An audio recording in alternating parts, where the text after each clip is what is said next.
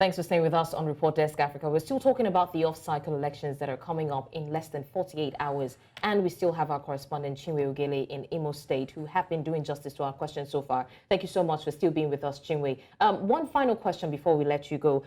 In terms of your movement for tomorrow, we know that there are certain regions that you might want to explore for the elections. How exactly do you plan to move? What areas do you want to check out to see how the elections are going? Please take that again. All right. I was just asking, in terms of your movement for tomorrow, which areas are you planning to, visit to, check the update on the elections? Tomorrow, hopefully, I'll just go around the city to observe, what's going on in some areas, go to some of the campuses around the city, check out some polling units where elections will take place, check out some local government INEC offices, around to see what's actually happening and how the materials are going to be dispatched tomorrow evening, because the dispatch of those materials will begin tomorrow evening or in the morning, depending on how far the locations are. So these are the things I intend to look out for tomorrow, and also monitor the level of security beef up within the municipal. All right, amazing work, Chinwe. Well done, and thank you for the update so far. We'll look forward to getting more from you. Thank you very much. All right, from Chinwe, we'll have our correspondent who is in Bayelsa State, Bernard Akede, who has been standing by to give us an update of what is going on in Bayelsa State. Hi, Bernard. Hello, ladies. Good evening. Good to have you here, or rather, good to have you joining. I would have sworn that you are actually in the UK. Your Honestly, you don't even amazing. You don't look like what you're going through. It's good. Very soon, very soon. I should be the poster boy for that statement. Thank you so much for joining us on Report Desk Africa to give us an update of what is going on in Bayelsa State. So tell us, Bernard, barely 48 hours to the elections, and then we know that the incumbent governor is also part of the candidate. What do you think will determine the outcome of this election? Do you think that Senator Diri, the power of incumbency at the governor's disposal, will work for him?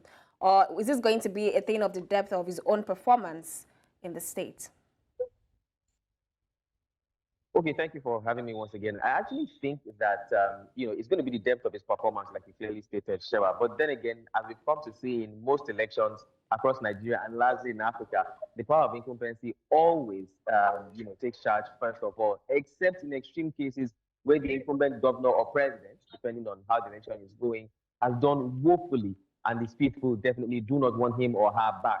But besides that, the power of incumbency always takes charge first before we now see other options or other things that may now come to play.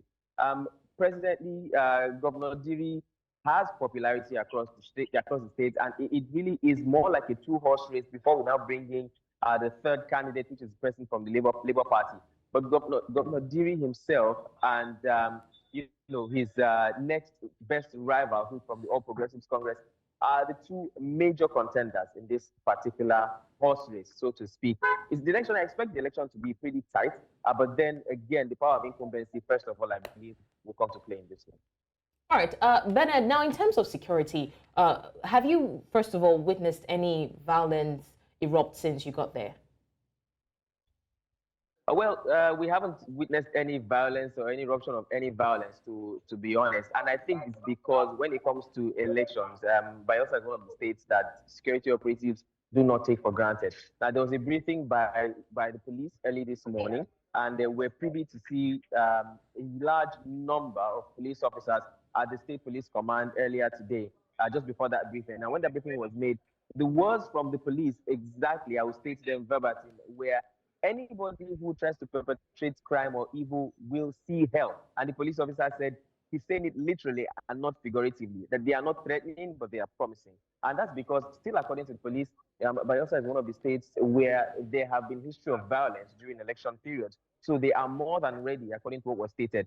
In total, we also spoke to, first of all, the public relations officer of INEC earlier, who did mention that they have at least 27,000 police officers deployed to the state, and that's excluding support from other security operatives, talking about the Army, the NSCDC, and other security operatives. And he said if you add all that together, you have a total of at least 30,000 security operatives in the state. We also had some shots of some police patrol around the state, and when they gathered, actually, it was quite an intimidating number. And well, again, it's quite understandable because Bayelsa is one of the riverine areas where particular attention is paid to security, and that is particularly security around the creeks and riverine areas, which is where people believe that election will be toughest. On the mainland, if you like to put it that way, security will definitely be high and normal. But when you now head towards the areas where you have to go via boat, then security must be beefed up. And of course, to avoid any eruption of security issues is why the police did make that emphatic statement. Again, 27,000 approximately police officers deployed to the state, with additional possibly 3,000 support from other security operatives, or that is sister security operatives. Okay. Also, Bernard, in the past, we've heard of cases of disenfranchisement, right? It's not new in Nigeria. A lot of times we see excuses like bad roads, delay in arrival of, electoral materials, leading to, closing late, and then they finish, and some people were not able to vote, and they could not reschedule another election. And then seeing how Bayelsa State, like you said, is a riverine area, anything can happen. The election materials can capsize. Hopefully not. Has there been any plan, in place by the INEC to rectify these issues before we even experience them? Because a lot of times, a lot of people are discouraged from voting because of these issues that they foresee might happen. Some of them will just say, I can't go because at the end of the day, my vote might not count. I might not even be able to vote. I might be on the queue, and, the time will come and then they'll close and pack up and go. So is there anything, in reference to that in the works by INEC? Yes, this was also part of the statements made by INEC's PRO this morning when we spoke to him. And, surprisingly, Blessing, these are things that I've heard right from when I was in secondary school while I was studying O-level government, where they say some of the challenges of election is, accessibility, basically, bad road networks, or places where they have to go on water.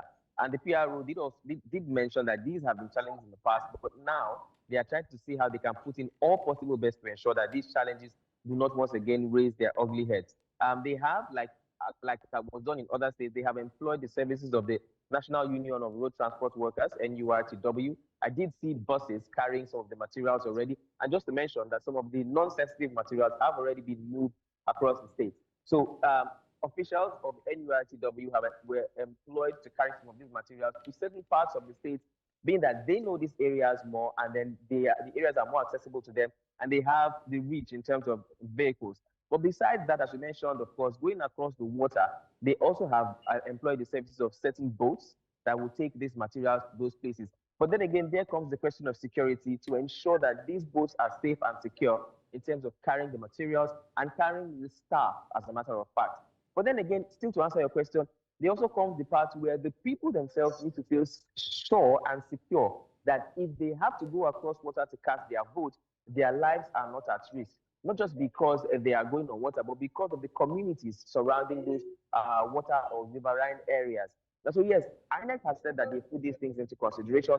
The security operatives have also put these things into consideration. We certainly hope, against all odds, that their considerations, or that by putting these things into consideration, that things will actually work, that there will be no issues concerning votes capsizing, which could hamper elections in certain places. And then finally, to go forward, the INEC PRO did mention that of all the wards that materials will be going to, that there were only 2 of the wards that they will not take materials to, and that's because there was no registration in those places. So all these things have been put into consideration by INEC and, of course, by the security operatives on ground as well.